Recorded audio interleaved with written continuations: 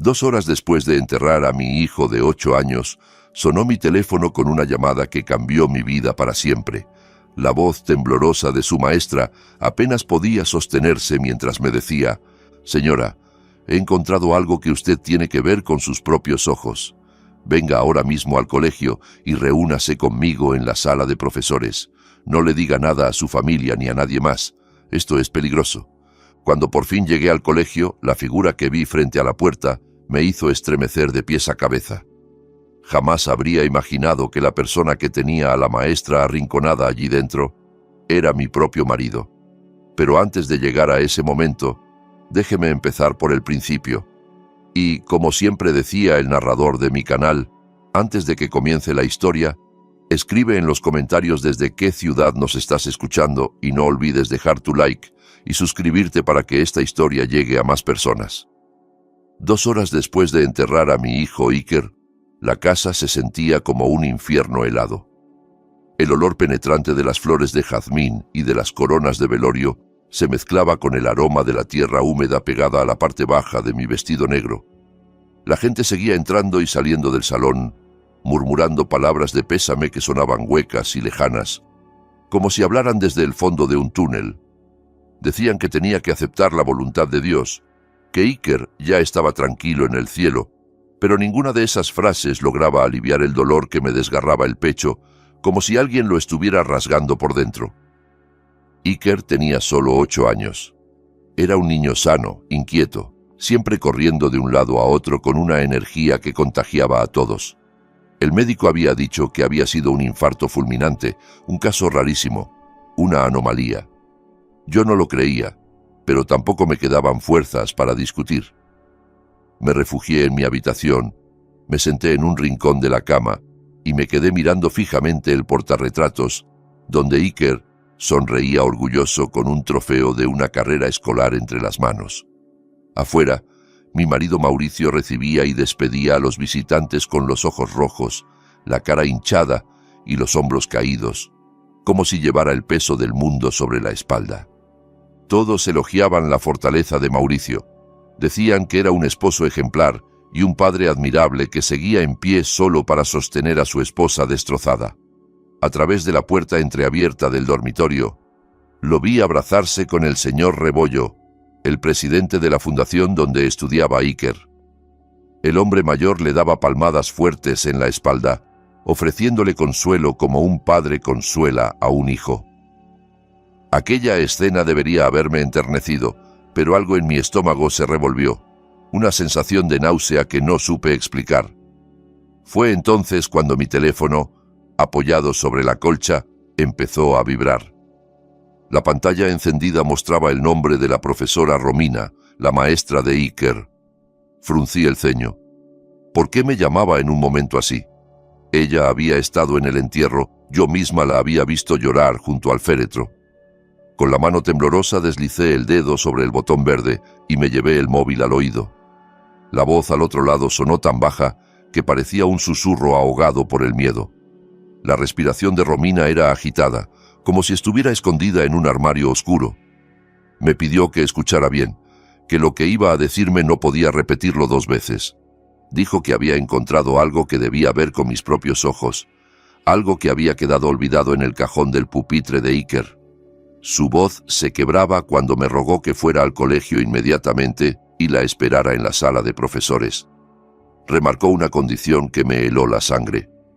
No debía decirle nada a nadie, ni siquiera a mi familia. Repitió que era peligroso, que no podía confiar en nadie más que en ella.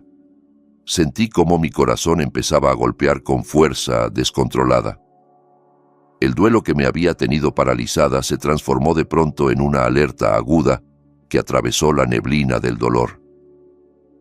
Había algo urgente, algo oscuro, relacionado con mi hijo. Lo sentí en la forma en que Romina respiraba al otro lado de la línea, en la desesperación contenida de sus palabras.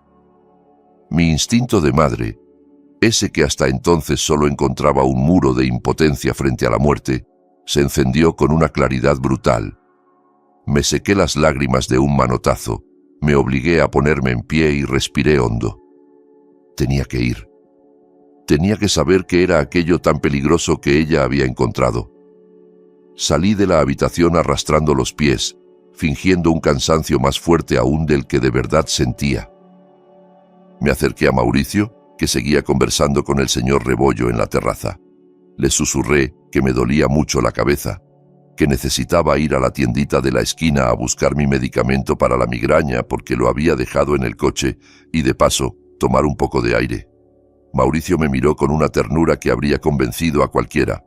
Se ofreció a ir en mi lugar, pero lo rechacé con suavidad, diciéndole que necesitaba 15 minutos a solas para despejarme.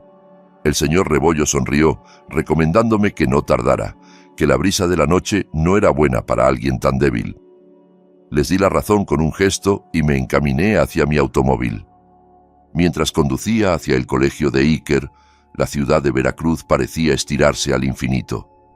Una llovizna fina empezó a caer, haciendo brillar el asfalto con los reflejos amarillentos de las farolas. Mi mente era un torbellino. ¿Qué había encontrado Romina? ¿Por qué estaba tan asustada? ¿Y por qué me prohibía hablar con Mauricio? Hasta ese momento, él había sido un padre ejemplar, atento, paciente, dedicado. Me repetí una y otra vez que no podía estar relacionado con nada peligroso. Sin embargo, una pequeña semilla de duda comenzó a abrirse paso, lenta y obstinada, como las raíces de una planta que rompen el cemento. Me vinieron a la cabeza escenas de los últimos meses que yo no había querido mirar con demasiada atención. Los dolores de estómago de Iker, su cansancio repentino, las tardes en las que se quedaba dormido en cualquier rincón. Recordé cómo Mauricio insistía en encargarse personalmente de sus medicinas y cómo se enfadaba cuando yo proponía llevar al niño con otro médico que no fuera el doctor de la familia, ese primo lejano del señor Rebollo que, según ellos, conocía mejor que nadie el historial de Iker. Todo eso, que hasta entonces había sido solo ruido de fondo, empezó a alinearse en mi memoria como piezas de un rompecabezas siniestro. El colegio se veía tenebroso de noche. El portón principal estaba entornado, como si alguien lo hubiera dejado así a propósito. No vi al guardia en su caseta. Quizá estaba dando una ronda, o tal vez simplemente no había servicio nocturno, porque las clases estaban suspendidas tras la muerte de Iker. Aparqué el coche lejos, bajo la sombra de un árbol enorme, para que nadie reconociera el vehículo desde la calle.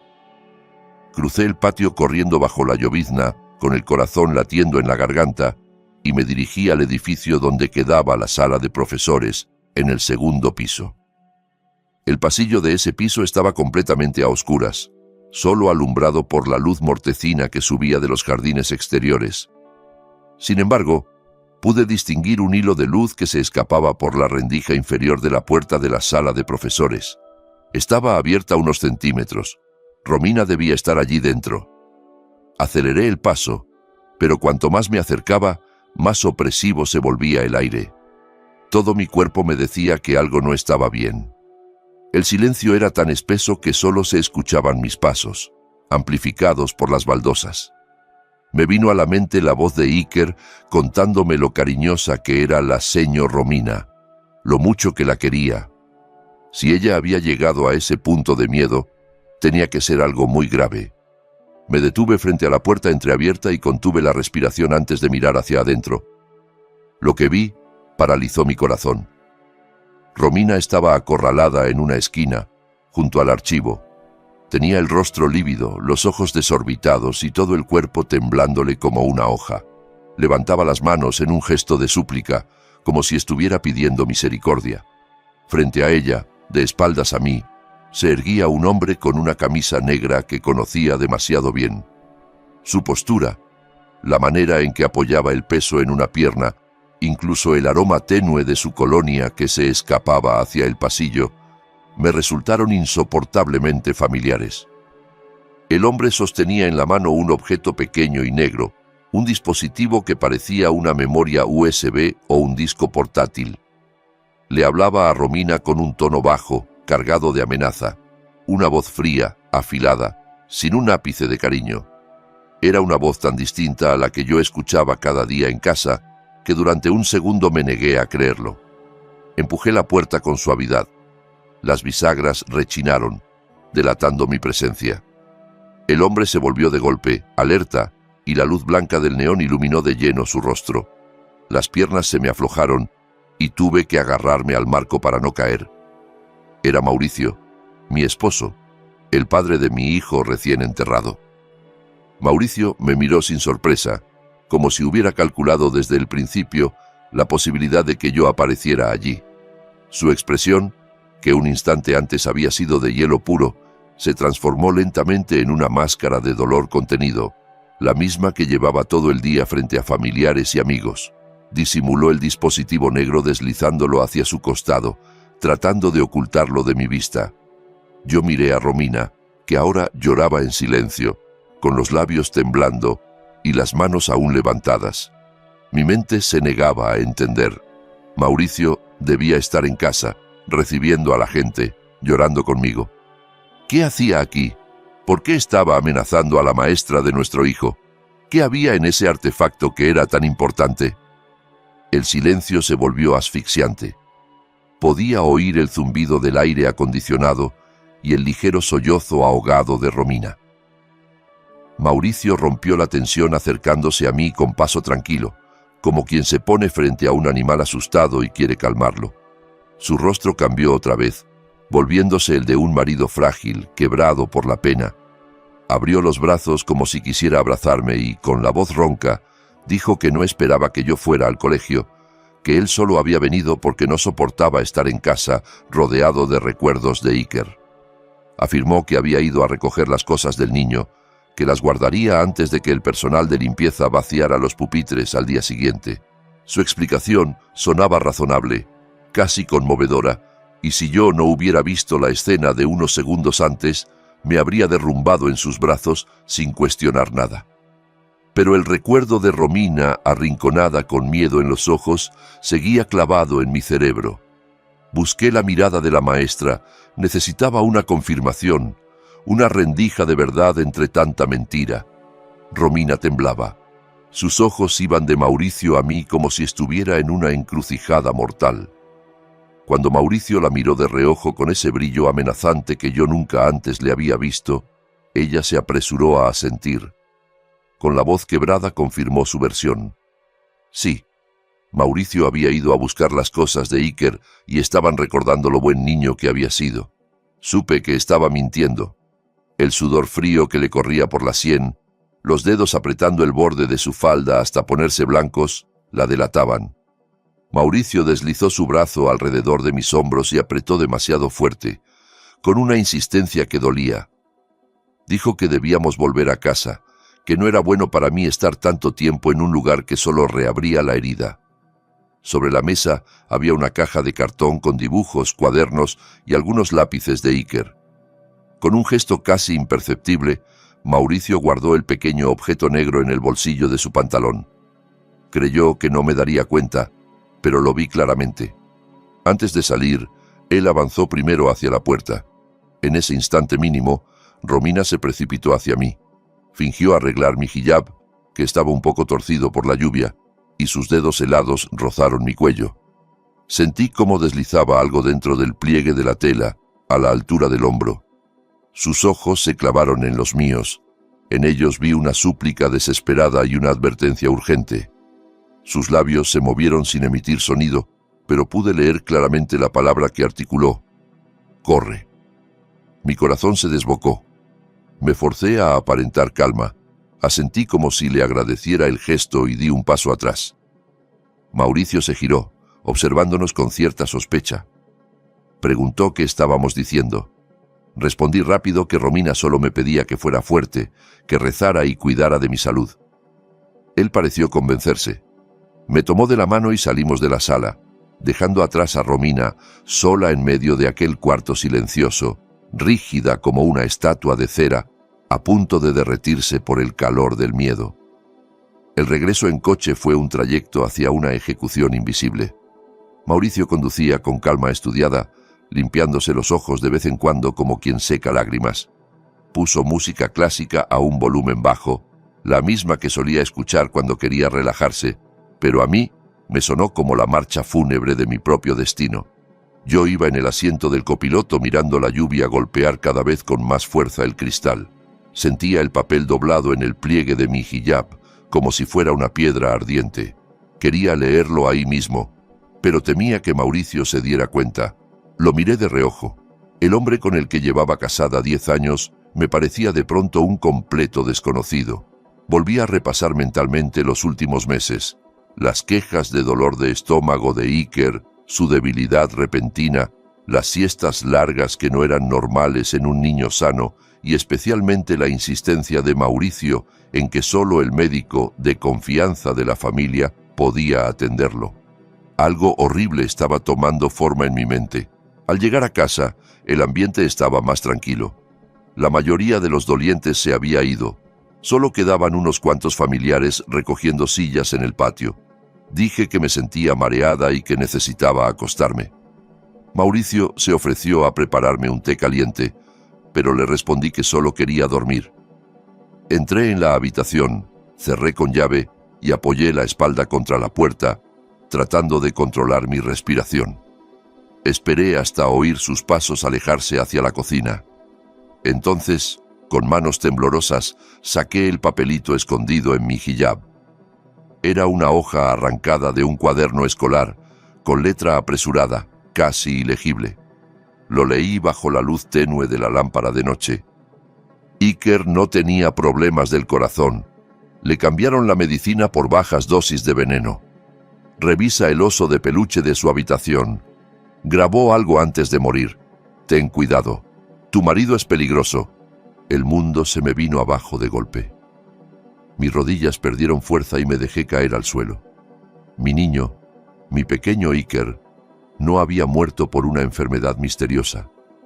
Lo habían envenenado poco a poco. Y quien lo había hecho estaba en la cocina de mi casa, preparando té, fingiendo ser un padre destrozado. El dolor insoportable que me había desgarrado hasta entonces se transformó en algo más duro y afilado. Rabia. Se me secaron las lágrimas de golpe.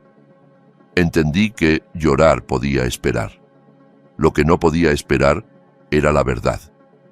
Me levanté como pude y salí de la habitación en puntillas, dirigiéndome al cuarto de Iker, que estaba junto al dormitorio principal.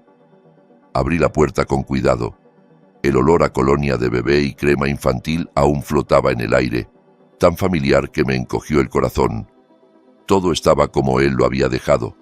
Los bloques de construcción en el suelo, los pósters de superhéroes en las paredes, los cuentos desparramados sobre la mesita de noche.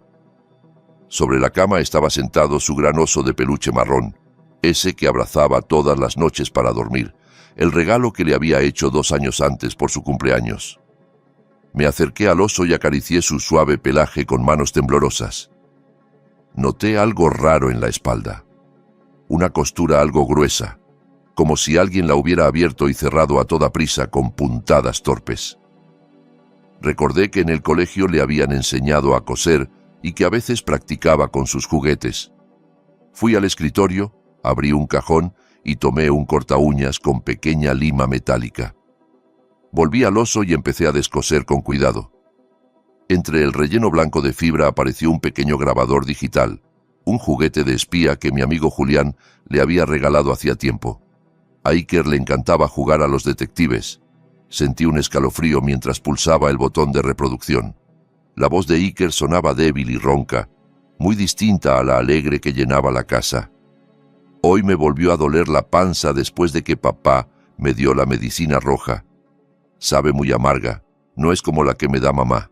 Me da miedo decirle a mamá, luego papá se enoja como esa vez. Papá dice que es una supervitamina para que me haga fuerte, pero cada vez me siento peor.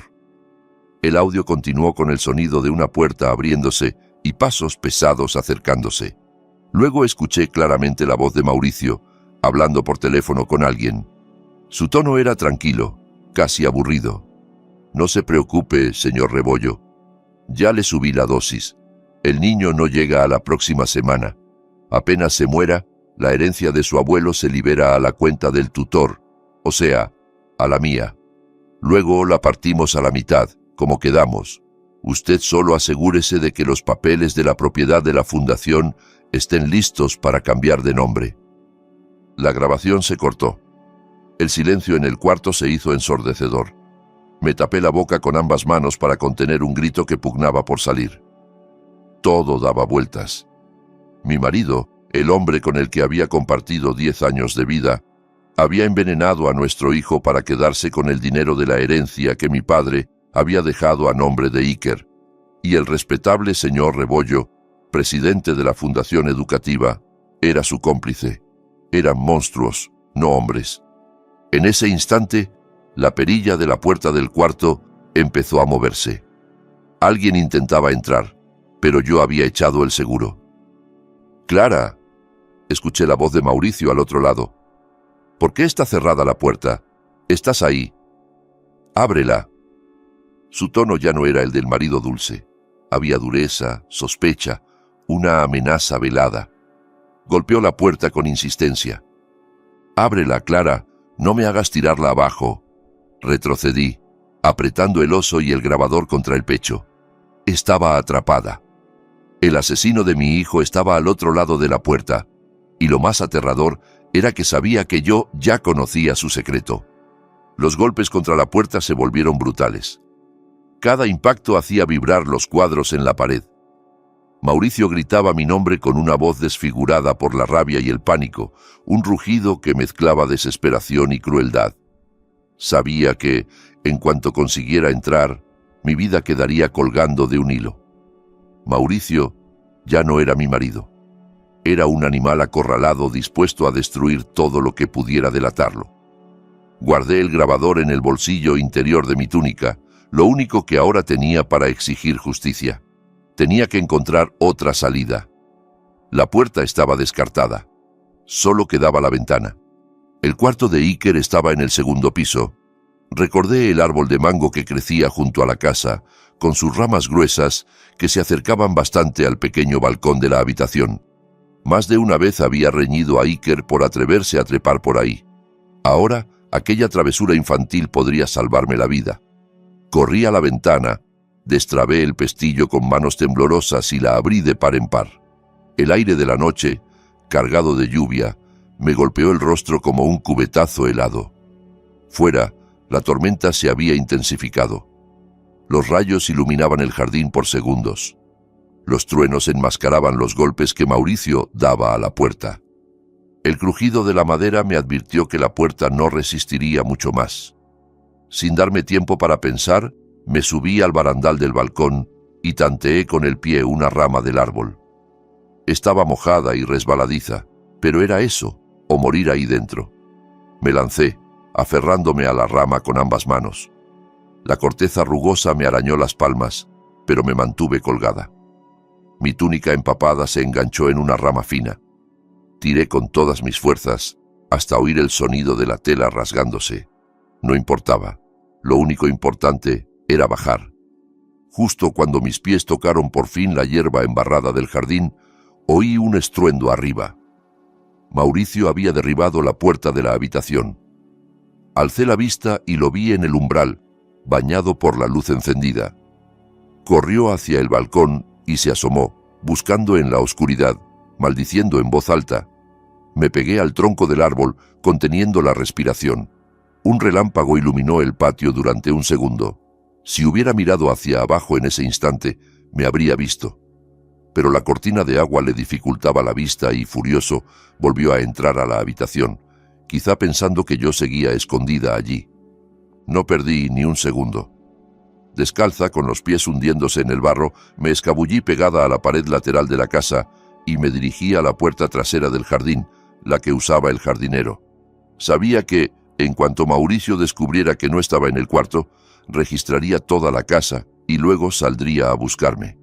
Tenía que poner la mayor distancia posible entre nosotros antes de que despertara a los vigilantes o llamara a cualquiera de sus contactos. El señor Rebollo tenía amigos en todas partes. Ya no sabía en quién podía confiar. Cada sombra me parecía un enemigo. Cada tronco, una figura al acecho. Con el corazón desbocado y las lágrimas mezclándose con la lluvia en mi rostro, conseguí abrir la puertecita trasera y salir al camino oscuro que corría detrás del fraccionamiento. No había nadie. Corrí sin voltear, con el grabador apretado en el bolsillo, hasta llegar a una avenida principal a unos 2 kilómetros. Mi teléfono, empapado en el bolsillo, vibró varias veces. Asumí que era Mauricio. Me negué a contestar. No podía dejarle ni la más mínima pista de dónde estaba. Al refugiarme bajo el toldo de un local cerrado, jadeando, saqué el móvil con los dedos entumecidos por el frío. Vi 10 llamadas perdidas de Mauricio. Las ignoré y busqué un nombre en mi lista de contactos. Julián, mi mejor amigo desde el instituto, la única persona en la que podía confiar.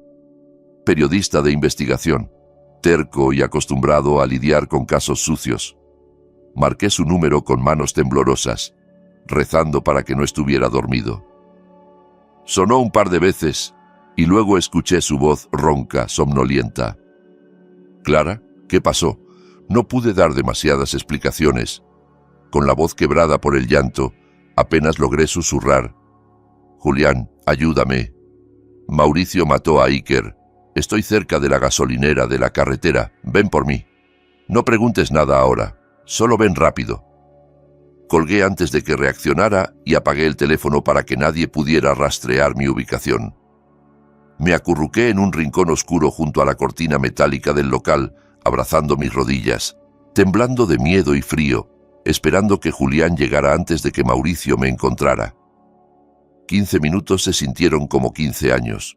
Cada luz de coche que se aproximaba hacía que el corazón se me detuviera por un instante, esperando ver el SUV negro de Mauricio.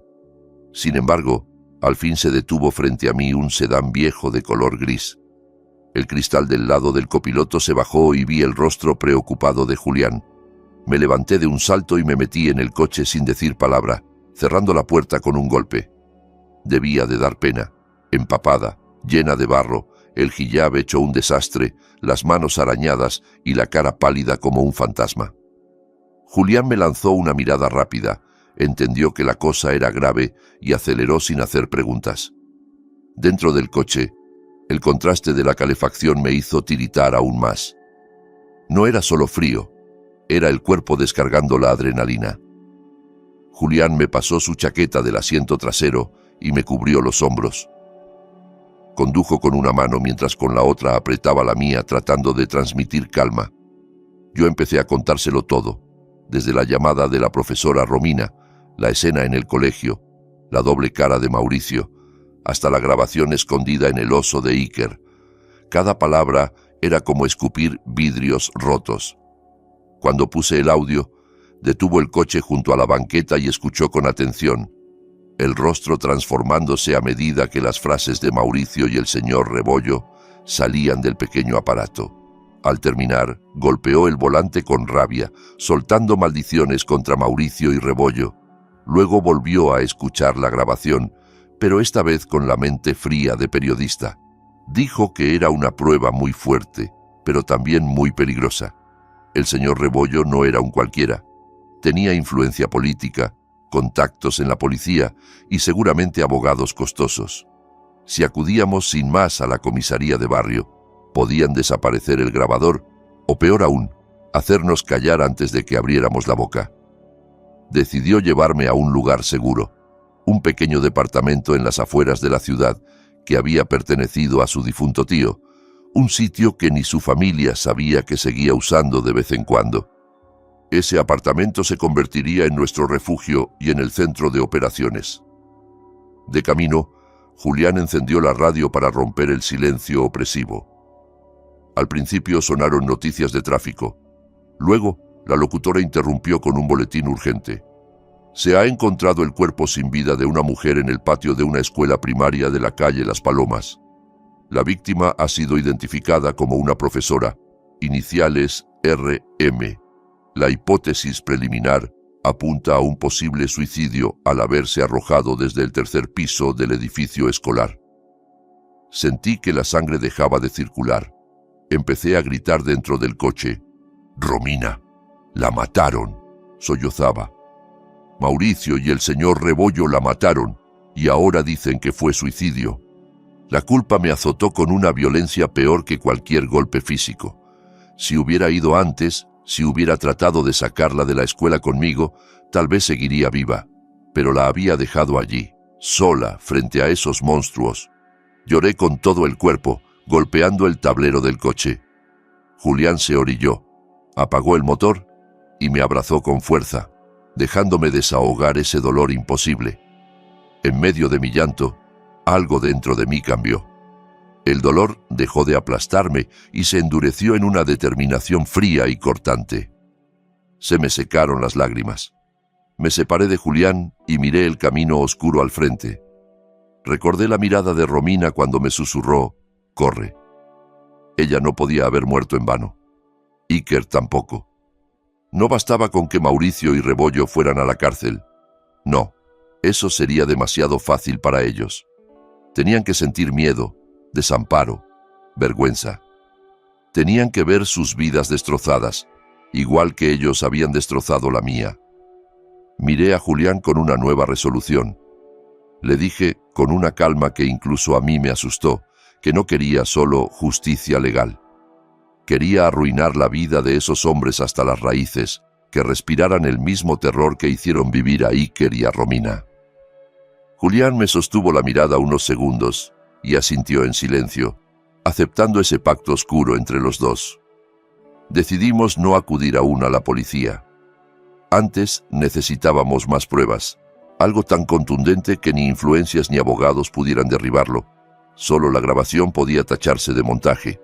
Debíamos conseguir el frasco del veneno con que Mauricio había envenenado a Iker, la prueba física del crimen. Estábamos seguros de que él no lo destruiría de inmediato, por vanidad, por confianza excesiva en su impunidad, por simple descuido. Esa noche, en el pequeño apartamento polvoriento, dejamos de ser víctimas y nos convertimos en cazadores. Me corté el cabello hasta los hombros, tiré mi vestido negro rasgado y me puse ropa sencilla que había pertenecido al tío de Julián. La Clara sumisa, la esposa dócil, había muerto con mi hijo. Recién amanecía cuando nos sentamos a planear mi regreso al nido de serpientes, no como esposa arrepentida, sino como un fantasma que venía a desenterrar sus secretos. Sabíamos que Mauricio trabajaba como director de operaciones en el edificio corporativo de la Fundación del señor Rebollo. Cada viernes una empresa de limpieza externa hacía una limpieza profunda de las oficinas. Esa sería mi puerta de entrada.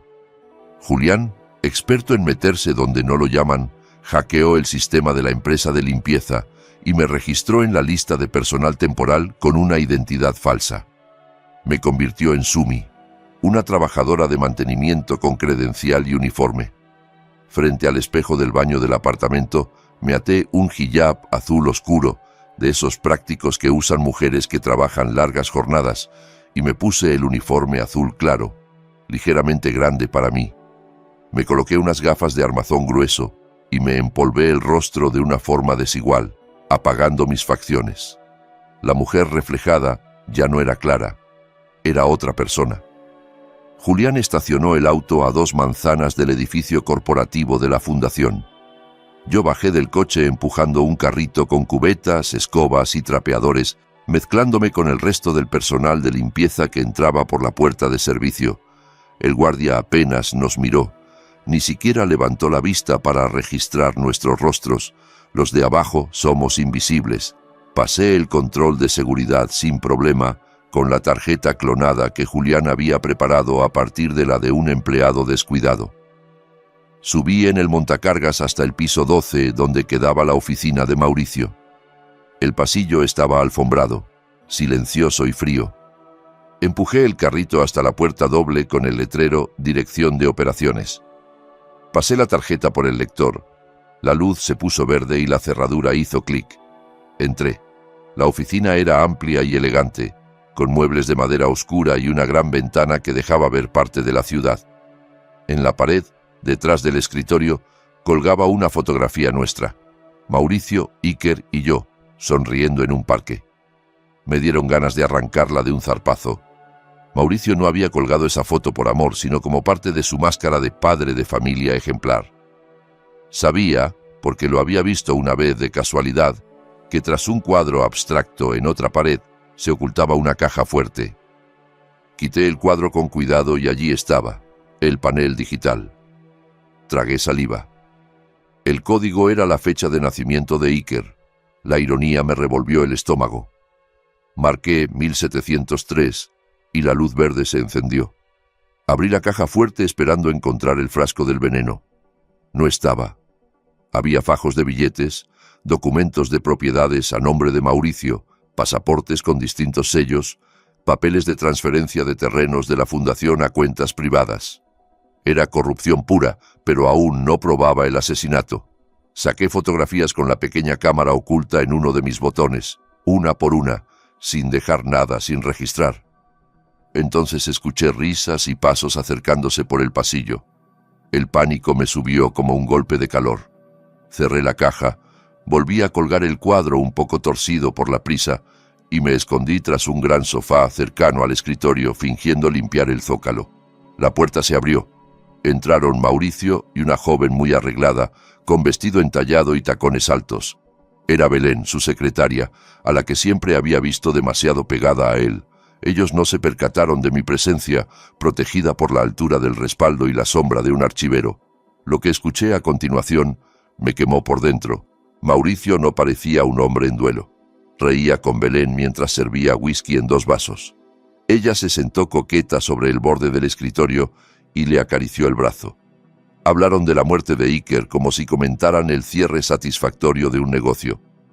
Belén le dijo que su actuación en el funeral había sido perfecta, que hasta el señor Rebollo había quedado impresionado con su dolor de padre.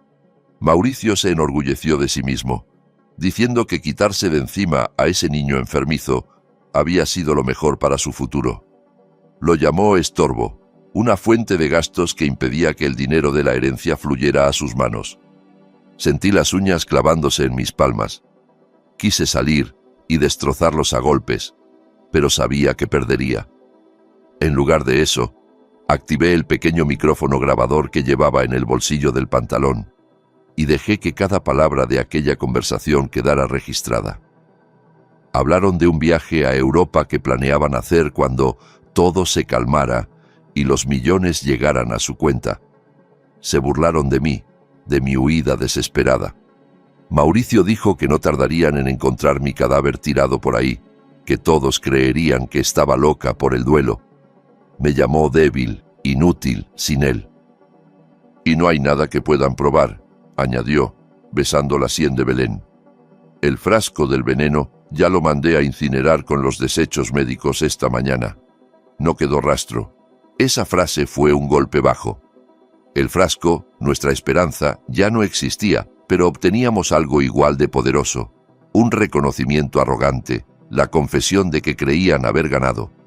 Cuando por fin salieron para ir a comer, esperé varios minutos dentro de mi escondite hasta estar segura. Antes de irme, saqué del bolsillo el cochecito de juguete que solía llevar Iker en la mochila, algo que yo había guardado desde la noche anterior, y lo dejé en medio del escritorio, justo encima de los expedientes ordenados de Mauricio. Que supiera que su pasado venía por él. Regresé al apartamento con Julián y escuchamos juntos la grabación. Julián tuvo que salir al balcón a fumar para no explotar. Sabía que el audio era demoledor, pero seguía siendo fruto de una grabación ilegal y podían intentar tumbarlo en tribunales.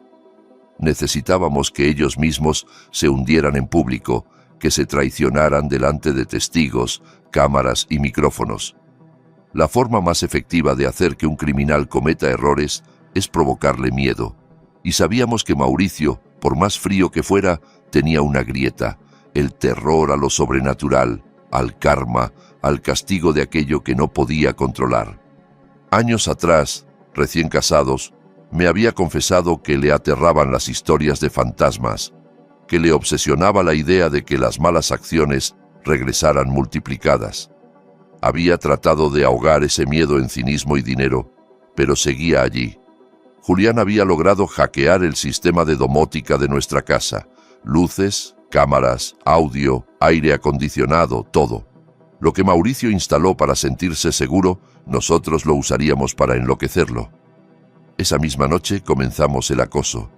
Desde la pantalla del portátil veíamos en la cámara del salón cómo se servía una copa tras otra intranquilo, jugando con el cochecito de Iker que alguien había dejado en su escritorio de la oficina. A medianoche, Julián hizo parpadear las luces del salón de casa. Mauricio se levantó desconcertado y fue a revisar los interruptores. Cuando pareció tranquilizarse, subió al dormitorio. Bajamos la temperatura del aire acondicionado a 16 grados. Lo vimos, destapado, estremecerse en la cama.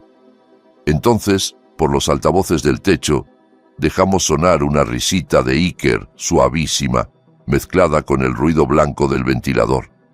Mauricio se incorporó de golpe con los ojos desorbitados, buscando el origen del sonido. Preguntó en voz alta quién estaba ahí. Cortamos el audio. Repetimos el juego las noches siguientes, aumentando la intensidad poco a poco. Nunca le permitíamos dormir más de un rato seguido. Al tercer día, mientras se duchaba, llenamos el baño de la grabación de los quejidos de Iker cuando le dolía el estómago, aquel fragmento que había quedado también en el pequeño grabador. El eco en los azulejos hacía que sonara fantasmal. Mauricio salió del baño resbalando, sujetándose a los muebles, empapado y con el rostro blanco como el mármol. Empezó a gritar que lo dejaran en paz, que aquello no era posible. Culpar a Belén era su siguiente paso. Comenzó a llamarla nervioso, acusándola de gastar bromas crueles. Entre ellos germinó la desconfianza. La culminación de nuestro plan coincidía con la gala de la fundación, que se celebraría en un hotel de lujo. El señor Rebollo daría un discurso y a Mauricio le entregarían un premio como padre ejemplar por seguir apoyando a la institución a pesar de la tragedia. El título del reconocimiento me revolvía el estómago. Julián encontró una brecha en la red Wi-Fi del hotel y accedió al sistema de proyección y sonido. Ellos planearon un video emotivo con fotos de Iker. Nosotros preparamos otro muy distinto, una compilación de su propia podredumbre.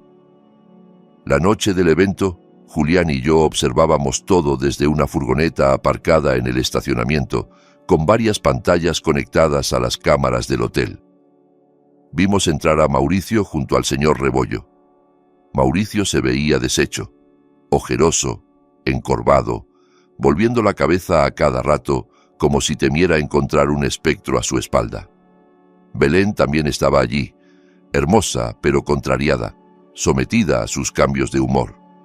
Al subir Mauricio al escenario para recibir el premio, el público lo aplaudió. Tomó el micrófono y empezó a hablar de lo mucho que extrañaba a su hijo, con el tono quebrado que tan bien había ensayado. Di la señal a Julián. La pantalla gigante detrás de Mauricio, que debía mostrar una animación con el rostro sonriente de Iker, se llenó de ruido blanco y un chillido agudo invadió los altavoces. Luego, la imagen cambió a un fondo rojo intenso y aparecieron letras enormes, como escritas con sangre. Sé lo que hicieron. El salón se quedó en silencio absoluto. Mauricio se giró, pálido como un cadáver. En ese momento, soltamos por los altavoces la grabación de su conversación con Belén, aquella donde llamaba niño enfermizo a Iker y alardeaba de haber destruido el frasco de veneno. Los asistentes se quedaron boquiabiertos. Se oyeron exclamaciones, sillas arrastradas, murmullos indignados. Belén se levantó tambaleándose, a punto de desmayarse. El señor Rebollo se puso de pie, rojo de rabia y vergüenza. Mauricio trató de tomar el control del micrófono, gritando que todo era un montaje, que lo estaban calumniando, pero su voz se ahogó entre la oleada de reproches y flashes de cámaras. Lo peor para él vino cuando vio al señor Rebollo murmurar algo al jefe de seguridad. Entendió, en un segundo, que pensaban usarlo como chivo expiatorio, dejarlo solo ante la opinión pública para salvar la imagen de la fundación. ¿Tú?, gritó Mauricio desde el escenario, señalando a Rebollo. Fuiste tú quien lo planeó todo. La herencia, el reparto del dinero, el veneno. Si yo caigo, tú caes conmigo. Aquella acusación captada por los móviles y cámaras de televisión sería imposible de borrar.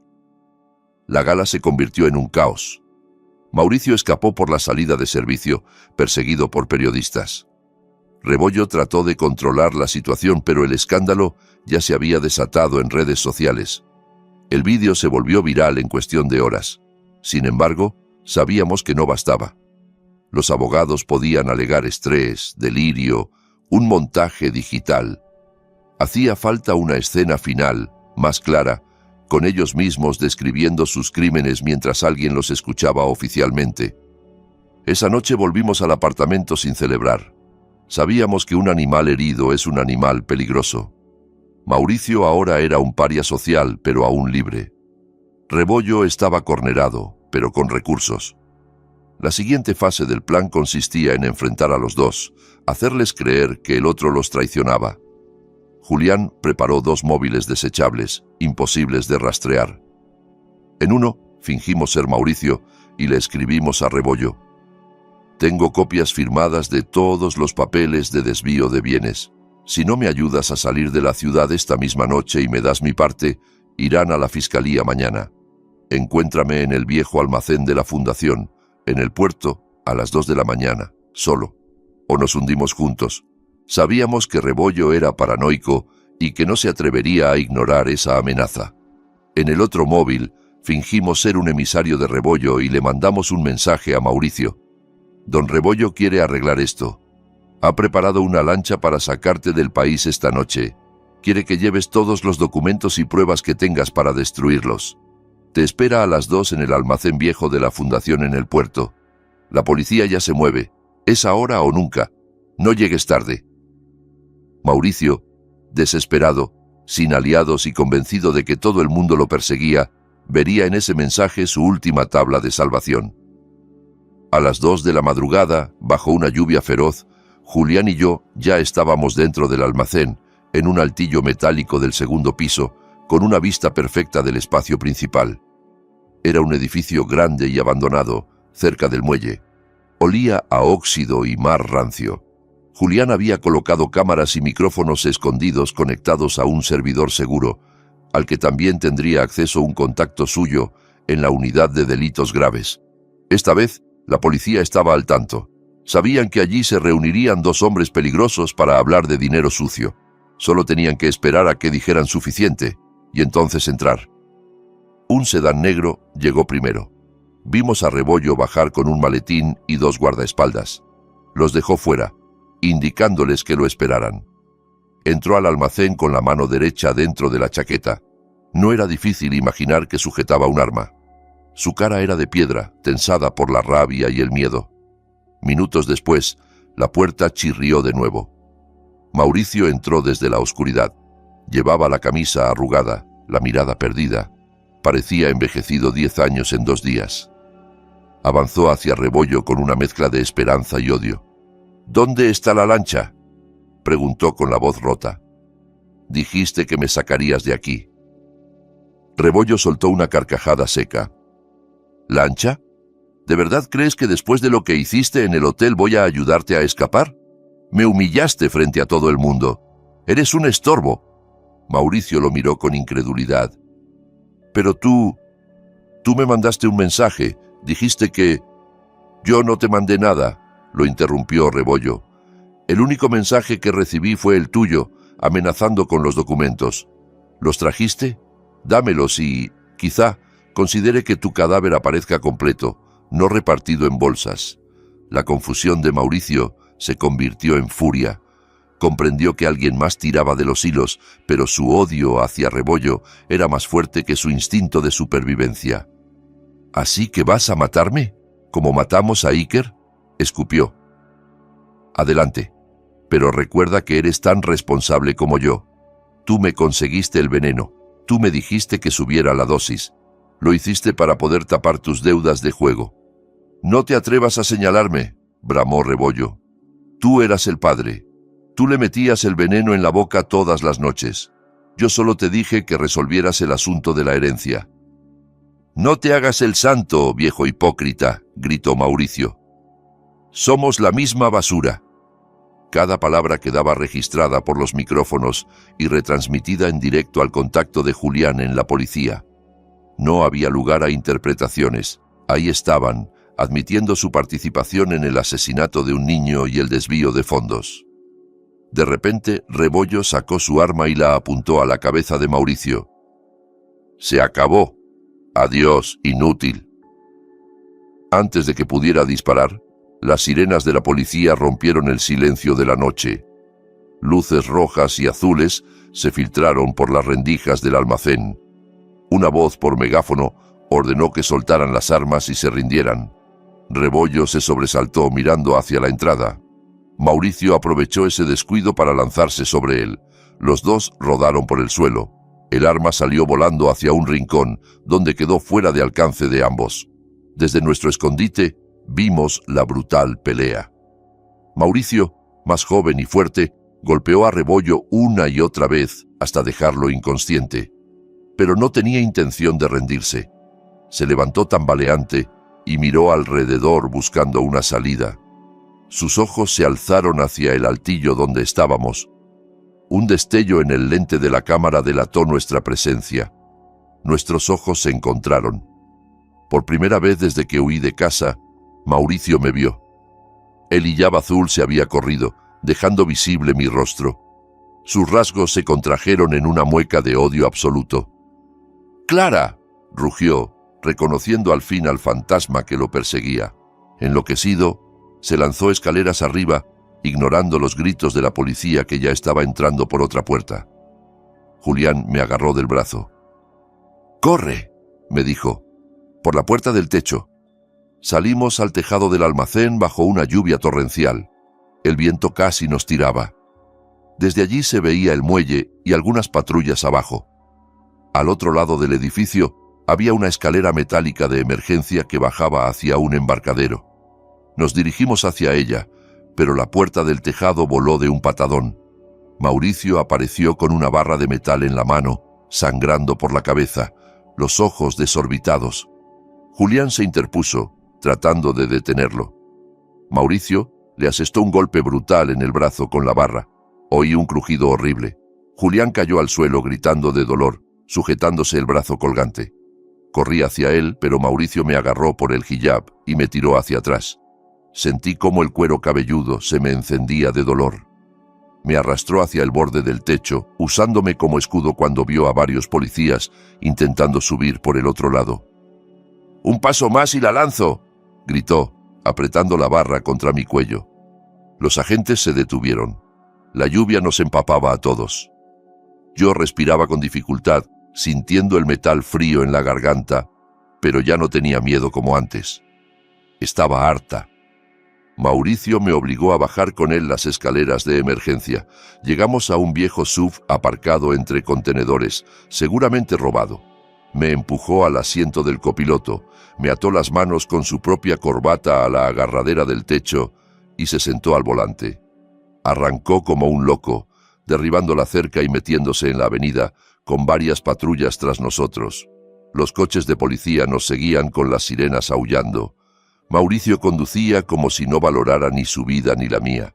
Se saltó semáforos, chocó espejos de otros autos, pisó charcos que nos hacían patinar peligrosamente. Yo golpeaba la puerta con el hombro tratando de soltarme, pero la corbata estaba demasiado apretada. «No vas a escapar», dije con la voz ronca. «Ya no».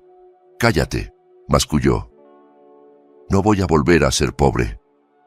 No voy a pudrirme en la cárcel. Nos iremos lejos, ¿lo entiendes, Clara? Lejos». Tomó un viaducto elevado que estaba en obras. El suelo resbalaba por la lluvia y la carretera se estrechaba por los bloques de cemento. Más adelante se veían destellos de patrullas cortándonos el paso. Mauricio giró el volante con brusquedad para evitar la barricada, pero el coche perdió adherencia. El mundo dio varias vueltas. El vehículo derrapó, golpeó de lado el muro de contención y se estrelló. Se activaron las bolsas de aire. Sentí un impacto seco en la cabeza y un dolor candente en la sien. Aturdida, distinguí a Mauricio a mi lado, sangrando por la nariz, con una pierna atrapada entre los restos del tablero. Aún así, seguía moviéndose. Abrió la puerta a trompicones y me arrastró fuera, sujetándome por las muñecas. Afuera, la lluvia seguía cayendo sin piedad. Nos acercó al borde del viaducto, donde apenas nos separaban unos pasos del vacío.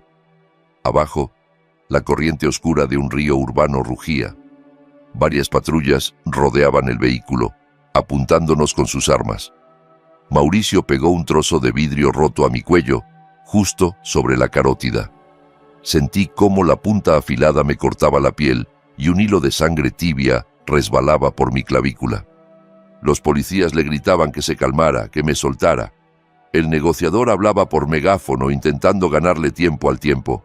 Mauricio, delirante, exigía un helicóptero, dinero, una ruta libre.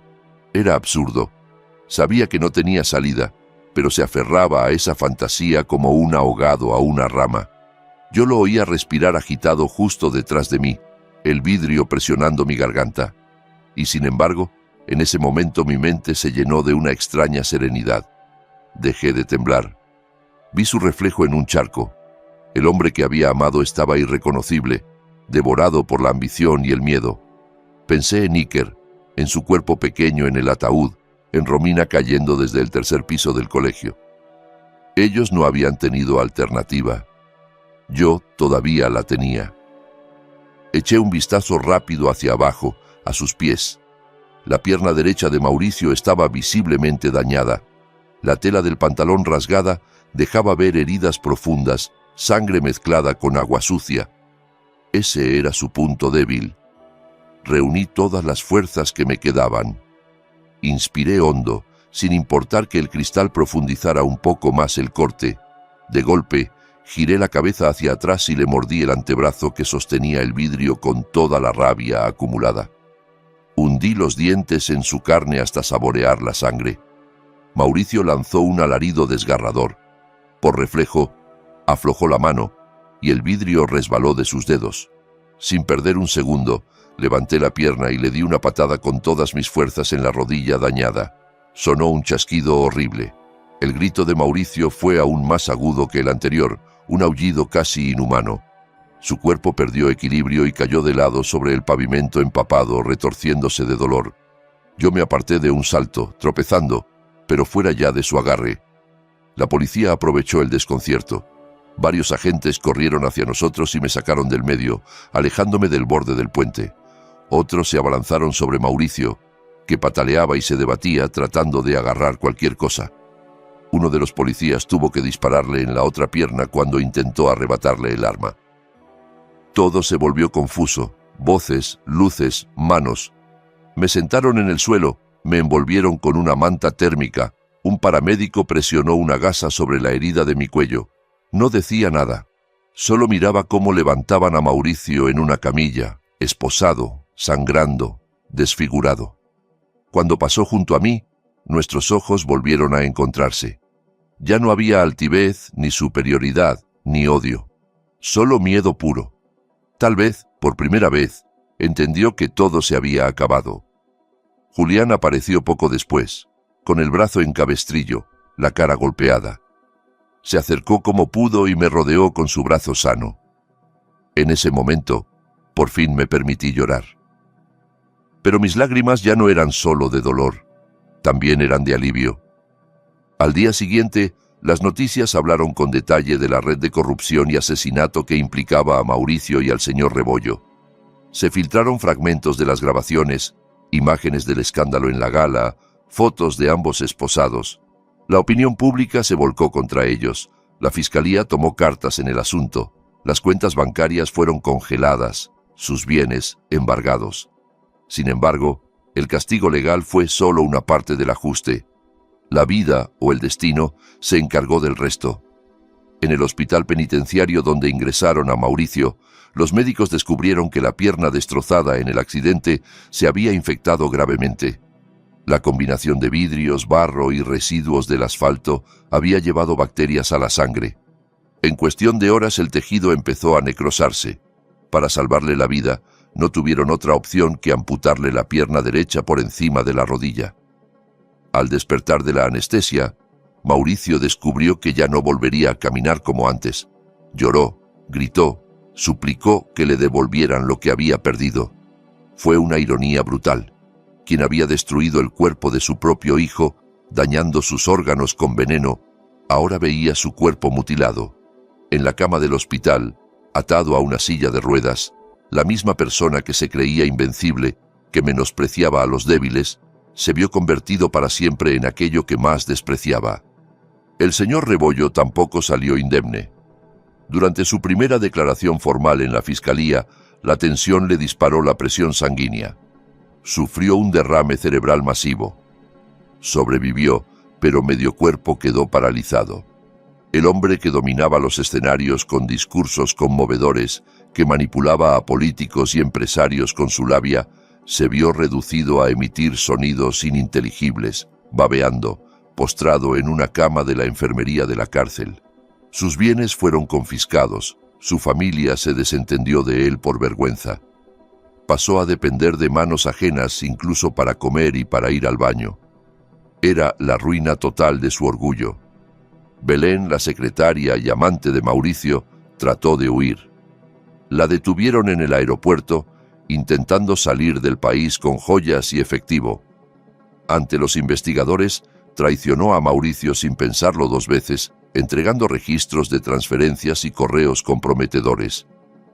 Creyó que eso le reduciría la pena, pero no pudo eludir su responsabilidad por haber colaborado en el encubrimiento y por beneficiarse del dinero.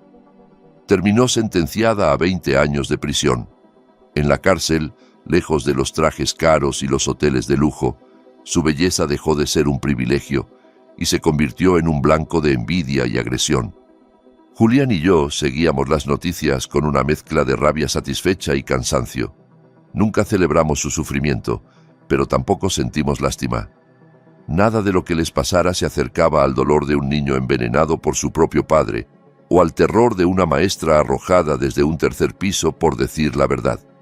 Sin embargo, al menos ya no eran intocables. Un día, me llamaron del hospital penitenciario para que ampliara mi testimonio.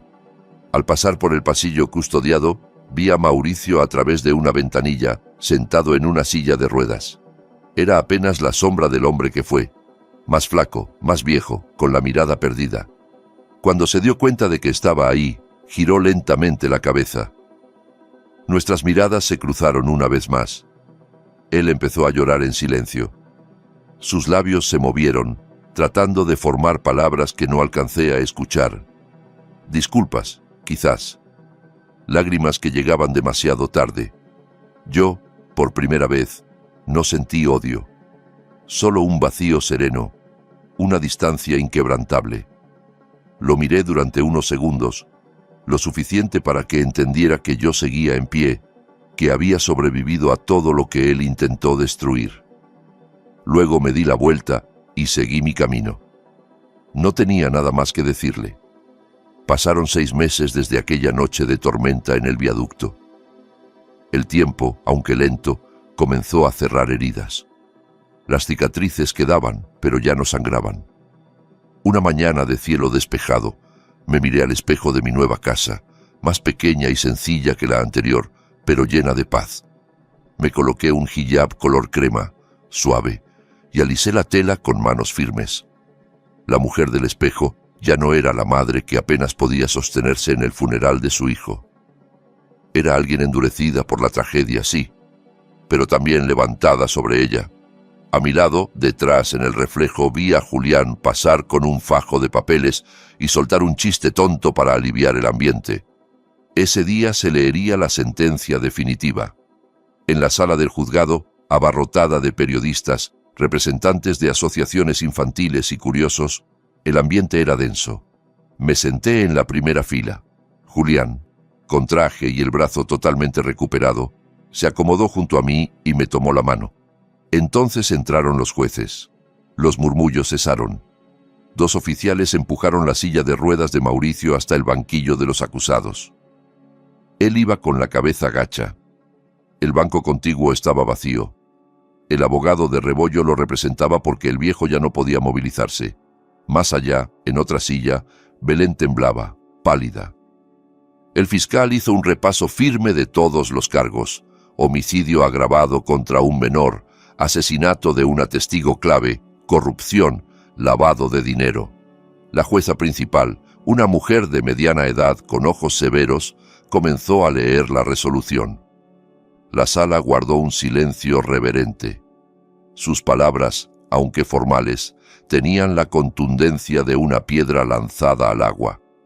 Declaró a Mauricio culpable sin atenuantes y, subrayando la crueldad y premeditación de sus actos, dictó la pena máxima: muerte. Se escucharon suspiros, exclamaciones, un «gracias a Dios» apenas contenido en la parte de atrás de la sala. Mauricio empezó a temblar. Rompió a llorar con un llanto feo, desesperado, que no conmovió a nadie. Al señor Rebollo le impusieron cadena perpetua, sin posibilidad de reducción de pena. La jueza señaló que, aunque enfermo, su responsabilidad moral y jurídica era absoluta. Su cuerpo quebrado pasaría el resto de los años que le quedaran en una cama de prisión. A Belén, el tribunal le dio 20 años de cárcel. Cuando la jueza golpeó el mazo 3 veces, sentí que algo dentro de mí se cerraba por fin. El capítulo legal se había concluido. Al salir del juzgado, el aire fresco de la calle me supo distinto. No era libertad absoluta, porque nada me devolvería a Iker, pero sí era un primer paso hacia una vida en la que mi hijo no fuera solo una víctima, sino también una semilla de algo bueno. Todo el dinero involucrado en la herencia de mi padre y en las maniobras de Mauricio y Rebollo fue recuperado tras un largo proceso legal en el que Julián se dejó la piel. El Estado pretendía quedarse con buena parte, pero logramos demostrar que era patrimonio de Iker. Aún así, yo tenía claro que no podía quedarme con ese dinero para mí. Lo veía manchado de sangre. Decidí convertirlo en algo que honrara a mi hijo. Encontramos un viejo edificio en las afueras de la ciudad y lo remodelamos por completo. En la entrada colgamos un letrero colorido: Casa Iker, Fundación de Protección y Educación Infantil. Quería que aquel lugar fuera un refugio para niños maltratados, abusados o abandonados, esos a los que nadie creía ni escuchaba. Un sitio donde pudieran dormir sin miedo, estudiar, jugar, tener psicólogos, maestros, cariño. Caminé por los pasillos recién pintados, adornados con dibujos infantiles. En el patio, un grupo de niños jugaba al fútbol, otros se turnaban en los columpios. Sus risas resonaban como un eco amable en mi pecho. En el vestíbulo principal colgamos una fotografía grande de Iker sonriendo y al lado una de la profesora Romina. Con parte del dinero financiaremos también la renovación de la escuela donde ella había trabajado, incluyendo una biblioteca nueva llamada Biblioteca Romina, para que su nombre quedara ligado a la educación y no a la tragedia. Al caer la tarde, cuando el sol comenzaba a colorear el cielo de naranja, Julián y yo fuimos al cementerio. Las tumbas de Iker y de Romina estaban una junto a la otra, bajo la sombra de un frangipani, un árbol de flores blancas muy perfumadas, que se inclinaba protectora sobre ellas. La hierba estaba verde y cuidada, adornada con flores frescas que gente anónima dejaba de vez en cuando. Me agaché ante la lápida de Iker, pasando los dedos por su nombre grabado en el mármol. Esta vez no había en mis ojos el desespero de antes. Había nostalgia, sí, pero mezclada con una paz nueva. «Ya está, mi amor», susurré. «Ya hicimos justicia. No volverán a hacerle daño a nadie. Tu dinero ahora sirve para que otros niños estén a salvo. Tú ya no tienes que sentir dolor. Puedes jugar todo lo que quieras allá arriba». El viento movió suavemente las ramas del árbol y algunos pétalos blancos cayeron sobre la tumba. Cerré los ojos y recé, larga y profundamente, entregando a Dios mi gratitud, mi duelo y la vida entera de mi hijo. Cuando terminé, me puse de pie. Fue entonces cuando vi algo al final del caminito de grava. A unos 10 metros, entre la luz dorada del atardecer, se recortaba la silueta de un niño. Llevaba un pijama con el dibujo del superhéroe favorito de Iker, el mismo conjunto que le puse la última noche que pasó en casa. Tenía el pelo revuelto y los ojos brillantes como siempre. No se veía enfermo ni cansado. Al contrario, irradiaba salud y alegría. No sentí miedo. Supe, sin necesidad de pensar, quién era. Iker me miraba con una sonrisa enorme, tan luminosa que casi dolía. Levantó la mano derecha y me saludó con un pequeño gesto. Un adiós. Estoy bien, mamá. Sentí que una sola lágrima resbalaba por mi mejilla. Le devolví el saludo con la mano temblorosa y una sonrisa que, por primera vez en mucho tiempo, fue sincera. «Hasta pronto, cariño», murmuré. La figura de Iker se fue difuminando poco a poco con la luz del sol poniente hasta desaparecer. Pero el calor que dejó en mi pecho siguió ahí. Él estaba en paz. Podía aceptar, al fin, que no volvería a abrazarlo, pero también que no sufría. Me giré. Julián me esperaba unos pasos más atrás, sin hacer preguntas, con esa paciencia silenciosa que siempre había tenido conmigo. Me tendió la mano. La tomé con firmeza. Salimos del cementerio caminando uno junto al otro, dejando detrás de nosotros años de dolor, miedo y culpa. Frente a mí, la ciudad encendía sus luces una a una, como si se abriera un telón nuevo.